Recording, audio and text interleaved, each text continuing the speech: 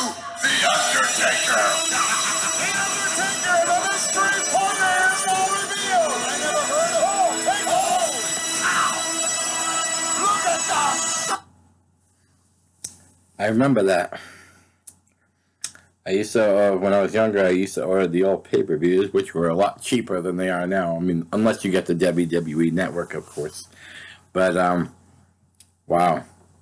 First time I saw The Undertaker, I knew, later on, I knew about him wrestling in WCW, but, like, when he came onto the scene at WWE as The Undertaker, because of all the makeup and all the, you know, the blank face, and you know, I didn't recognize him right away, but I was like, wow, like my first impression was just like wow, like everyone else, there was a hush over the crowd.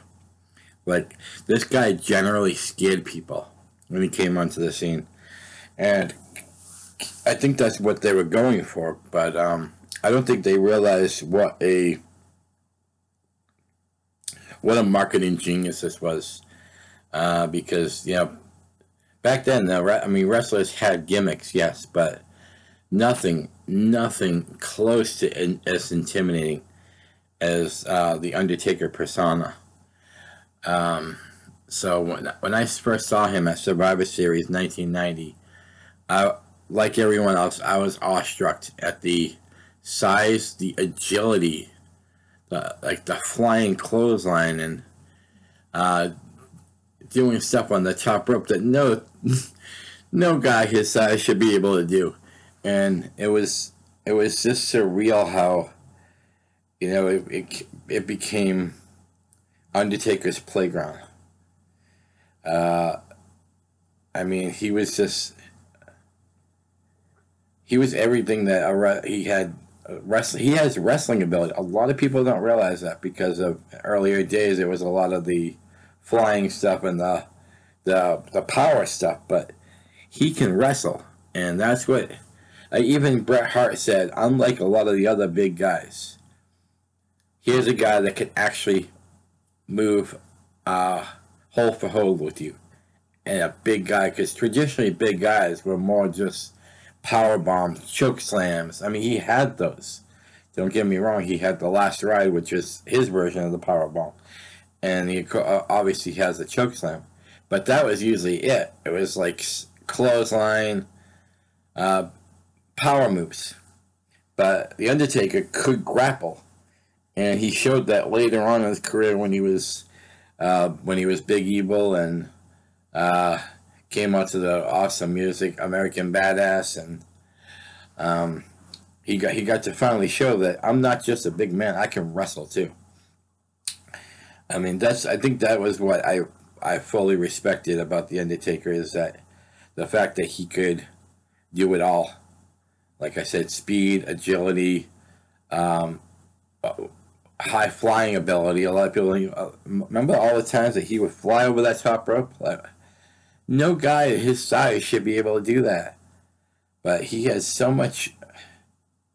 He has so much to give the business, and like even when he was in the Ministry of Darkness, you actually saw. I thought the Ministry of Darkness was actually more evil than the original Undertaker gimmick, because you know, with the hanging the big boss man. I mean, there was kidnapping Stephanie McMahon and the higher power with Vince McMahon. All these are great memories. I just like.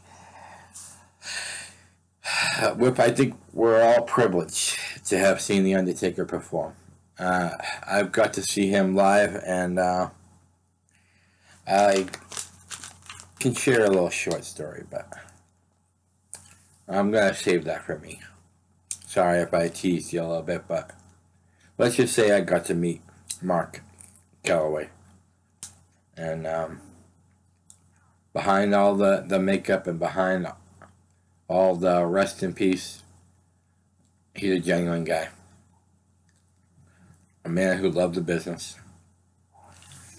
He had you. I mean, yes, the last couple of years, he didn't perform quite as bit, but when he did, He was still on point. And even when the streak got beaten, I still have mad respect for him. Everybody knows I'm a big Shawn Michaels guy.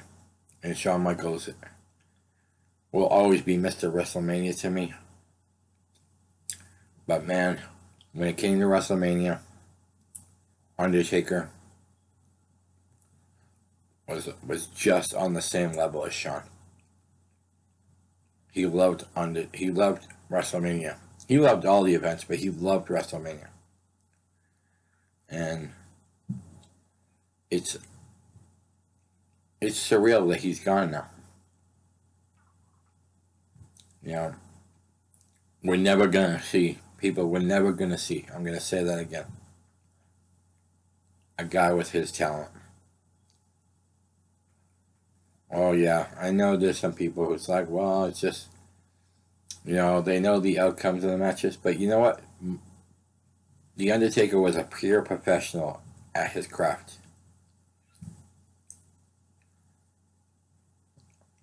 The match that will always stick out to me. I mean, the matches with Shawn were amazing. Like I said, I'm a big Shawn Michaels fan. And the matches with Triple H were brutal. But the one that will always stick out is his fight against the Nature Boy Ric Flair. And every time Flair kept getting up and taking a beating, Mark had a look in his face that, "Are you crazy, old man?" type look. A lot of people said that because of the Undertaker gimmick, you didn't get to see his comedic side, but you did get to see his comedic side every occasionally. Like the night when they tried to get the Undertaker to do a spinneroonie. I seen the video on this and it made me crack up. Yeah, Booker did the spinneroonie. I forget who the other wrestler did the spinneroonie. Vince McMahon came out to do the spinneroonie, and then here comes it's Undertaker's turn, and he's like, "Yeah, the joke's on you guys," because it was supposed to be a prank. It was supposed to be Mr. McMahon asked Booker T to see if he could get the Undertaker to do a spinneroonie, and this is when he was doing the Big Evil gimmick. And there's a couple times that he teased you so Vince is like, "Okay, I guarantee if he sees me do the spinneroonie, he'll do it." The joke was on Vince. The Undertaker did not do the spinneroonie. Oh well. I think it was Triple H was the other wrestler. Which seeing Triple H doing a spinneroonie was kind of funny too. But anyways, I just want to say, I know he's probably not going to watch this, but Mark, if you do watch this, thank you. Thank you for 30 amazing years. You will be missed, but I know it's for the best, and you gave us all your blood, sweat, and tears. Happy retirement. Much love from one of your favorite fans. I mean, you have a lot of great fans, but I will always remember hearing Ted DiBiase speak from Death Valley. I give you the Undertaker. Uh-oh. So, hold on 1 second. One more send-off.